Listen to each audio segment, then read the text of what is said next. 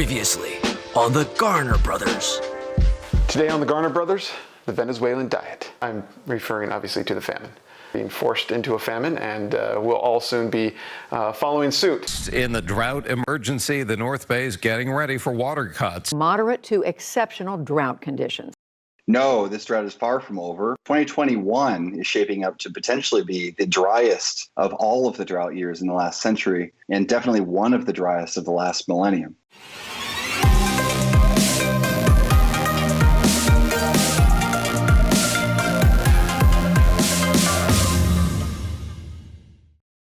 So not to scare you with all of that fun stuff that's thirsty. happening or going to be happening, but we've got a few clips that we've each made on how to help you prepare for the famine.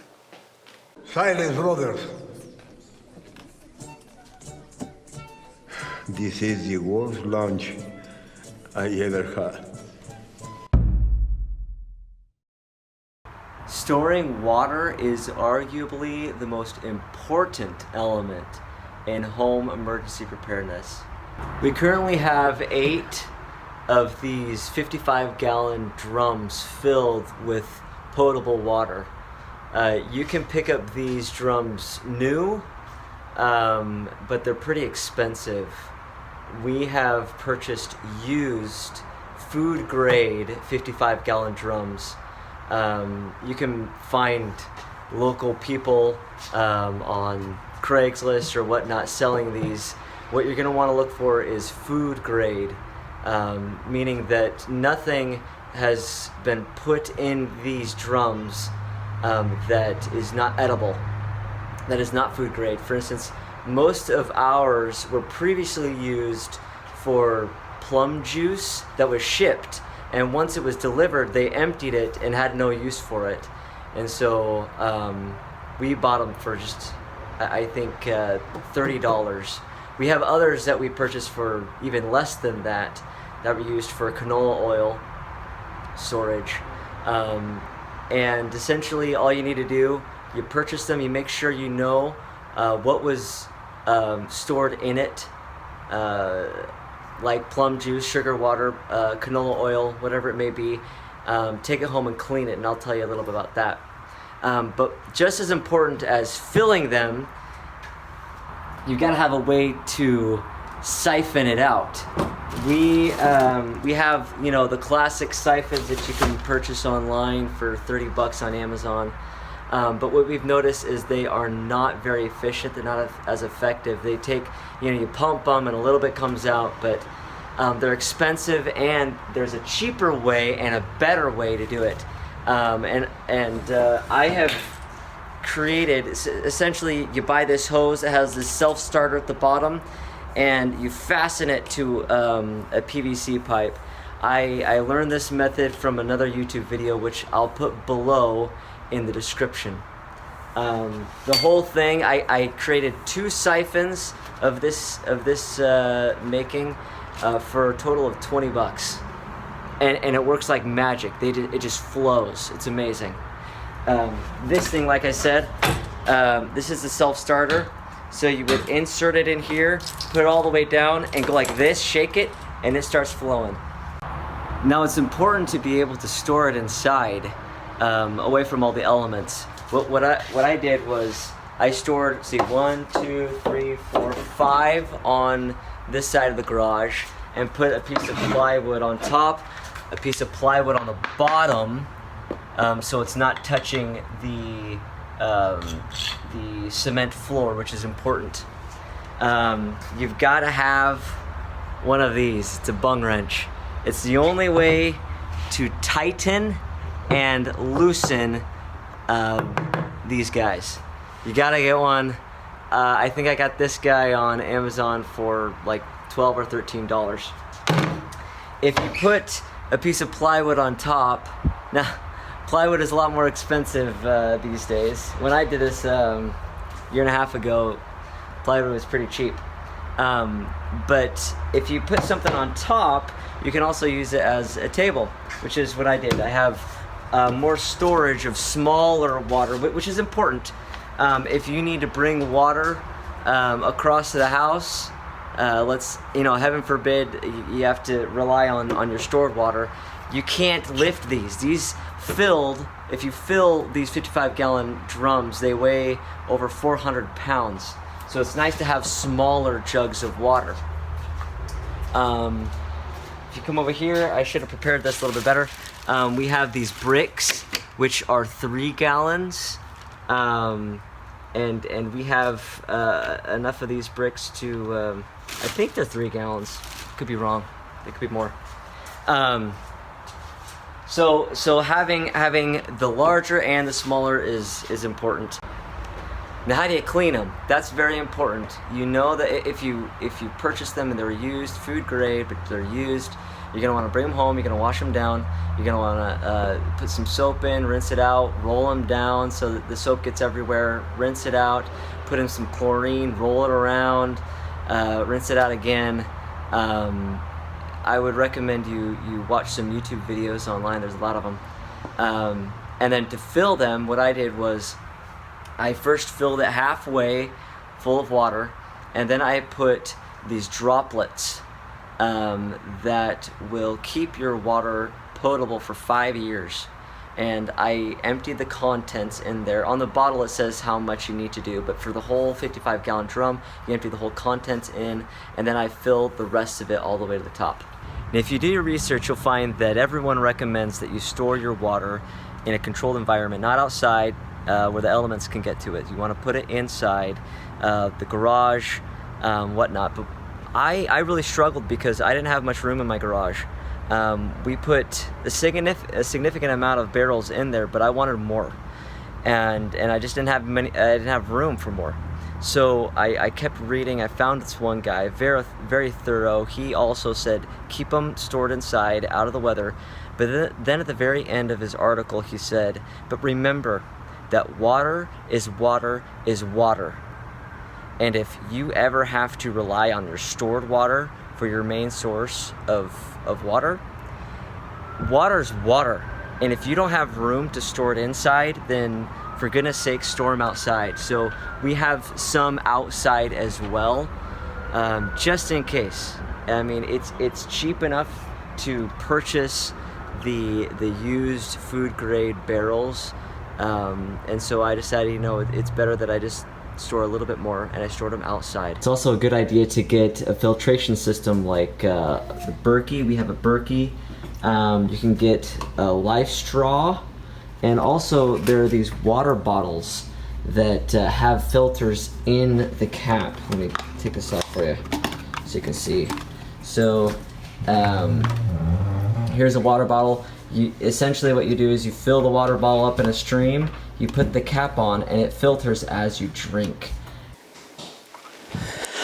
While we're on the subject of food storage, I would like to briefly discuss an indirectly related topic, and this is something that until recently I'd never even considered before. In the case of a severe natural disaster or some other kind of catastrophic event, it's possible and might even be likely that some public services that we are used to will go offline temporarily or permanently. One of the public services that most of us rely on to keep our families safe and well is that of sanitation and sewage. Over the years, we have worked hard to build up a food storage, not only because we're commanded to, but also because it's a good idea, and we don't know when or why or how much we're going to need to rely on these stores, but we're probably going to need to use it. And when it comes time to use it, you look around and you've got all this food, and you should think to yourself, you've got the food, you're going to need to consume the food, but then what? Where do you go?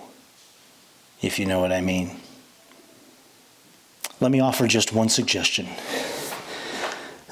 There are many, and it really depends upon where you live. If you live out in the country, you could probably go out back a ways away from where you live and eat and drink and dig a hole, and that would work for a long while. However, if you live closer in, if you live in an apartment complex, things get a little more complex. Let me show you this one solution of many, and that's a bucket. This bucket I purchased. It came with a lid and a toilet seat already. It's like $20. You can also just go down to any hardware store and purchase one of their buckets. They're either blue or orange. And then you take a pool noodle and slice it down the middle and put it around the rim for your comfort. You then have to get a nice thick plastic bag to put in there. And if you'll allow me to demonstrate,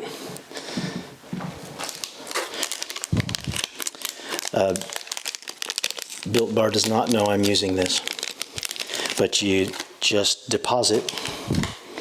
You can take a shovel of kitty litter or even just some dirt to layer it in there so that it'll tamp down the smell a little bit.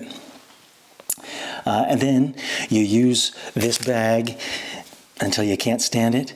You tie it up, you pull it out, and you put it somewhere away from where you live, eat, and drink. And that'll work temporarily for a while. That's really all I have to say about that.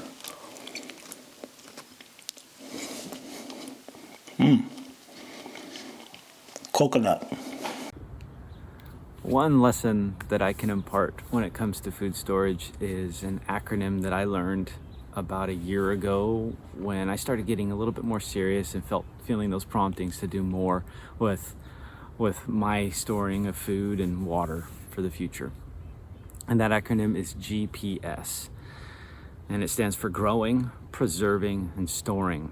And I really feel like if anybody is serious about learning all three aspects and does all three aspects of GPS, they're well on their way for a sustainable food storage, something that will last and roll over year over year over year, as opposed to what we were doing, which was just storing food. That will run out, and then what do you have? So I'm here in my garden that I just started this year after learning GPS, because I didn't have one and I didn't know how to garden, and never done it by myself before.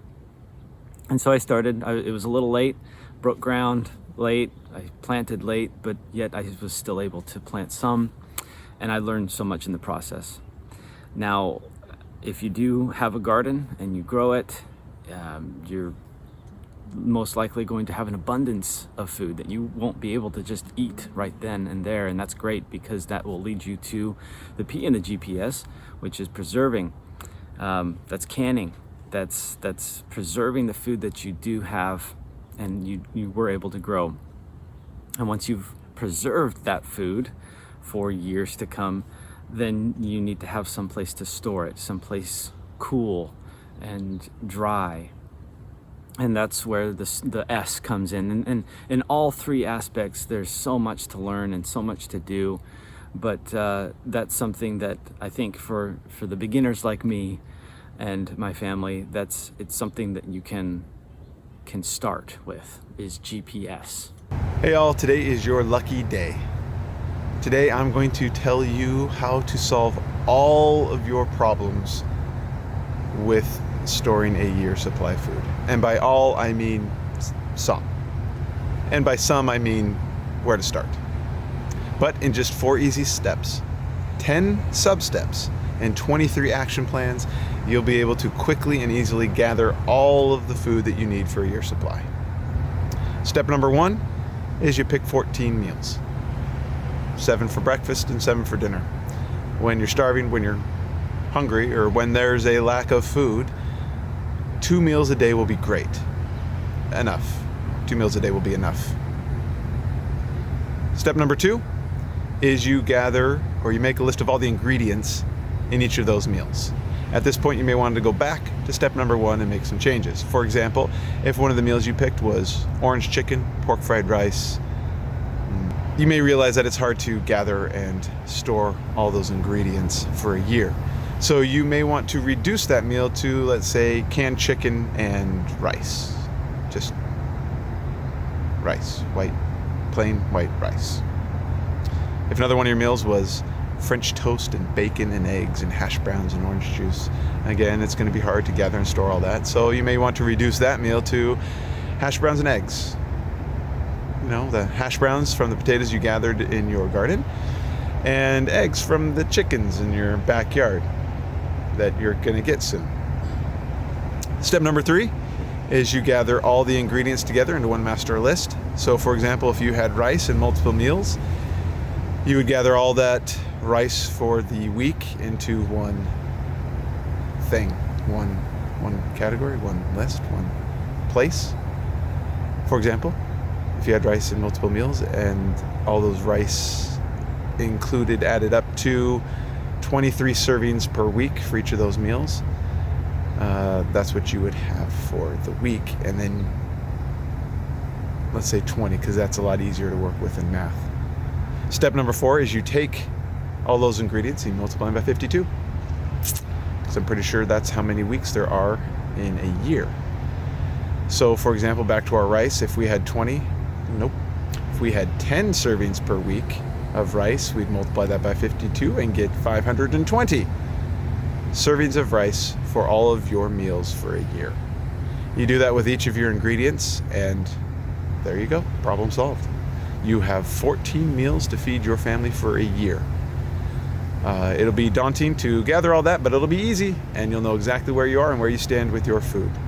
But there you go, all your problems solved. Now get out there and get it done.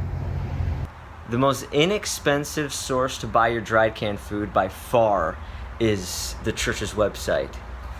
We have purchased boxes and boxes and bags. Packages, boxes, or bags of dried food. Right up here, let's see, what is that? Dried oats, rolled oats, sliced dehydrated apples, sugar, carrots, peas. We come over here and we've got noodles, from spaghetti to dried onions, potato flakes, black beans, white rice, rolled oats again, lots of rice, flour down here. We have wheat. They have a lot of variety of different canned foods. It's not cheap, but it's a lot cheaper than anywhere else. Then you have these tin barrels that have lids on them that are secured. You can find them pretty cheap as well. Just go on Craigslist, find your local dealer. We did not buy these brand new. They were used. Again, food grade. And here it actually shows you what it was used for. Some more. It says for plums. So these were plums as well. This is good when you want to keep it dry. We have filled this one, for instance, full of rice. It's very important that rice remains dry. As long as it's dry, it won't go bad. And then you've got wheat. We have a lot of wheat. This is old. My dad gave all of these containers full of wheat from 1974 is when he got them from a Idaho farmer, right from his land, and filled up all of these plus more. He had a lot, and he gave us some of them. Some of you may say, "Oh, 1974, that's way too old." It's not. The thing with wheat is, if it's kept preserved correctly, if you keep it dry, sealed, it will last a very long time. And so a few months ago, my wife and I, we took this one. We took some of the wheat out of it. We opened it up, took the wheat out of it, and boiled it. And we also went down to the Winco and we got some new wheat. What do they call them? Berries. Wheat berries. That's what these are called. We got some brand new wheat berries and we boiled those side by side. These wheat berries with the brand new wheat berries at the store, and it was exactly the same. Tasted exactly the same. Still delicious if you like wheat. We also store flour. Flour is important that you keep it in a controlled environment. We don't store it outside. We store it inside. And we got a 55-gallon plastic drum with a removable lid for that.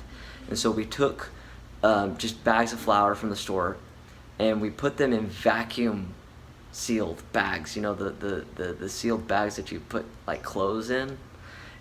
Just a little extra measures. We put those in there and we stuffed them in the plastic 55-gallon drum, and it's inside this closet in the very back, but the closet's super messy, so I won't show you.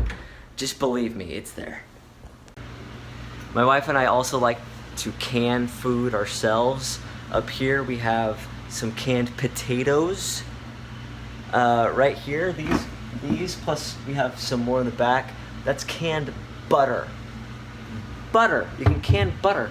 We also can chicken, which is good protein. We can pickles, we can beans. You don't need to be a rocket scientist to learn how to do all of these things. You just gotta be familiar with YouTube. There's so much information out there, just go search.